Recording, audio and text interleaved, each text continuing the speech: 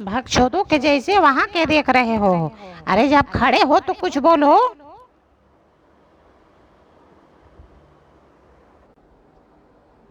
Hello hello, मैं सुना रहा हूँ। जाने मन कैसे मैं याद आता हूँ, चिट्ठी लिख करके मैं डाल जाता हूँ। अरे कभी हो कि बकचोदी करते हो? अब बकचोदी कम करो, कुछ कहानी सुनाओ। ये आपसे अच्छा मैं सुनाता हूँ।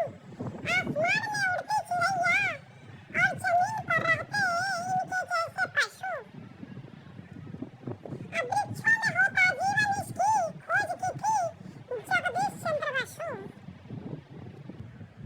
अरे मेरे प्यारे तोतलो, तूने तो बहुत अच्छी कविता कही है।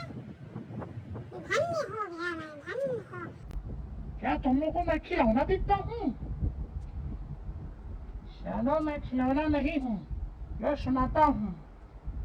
जाने मन कैसे तुमको पाऊंगा, इस दुनिया में मेरा सब कुछ खो जाऊंगा। छल जी, चुपे रहो तो अच्छा है। यार दिमाग का तूने पकौड़ा बना दिया है।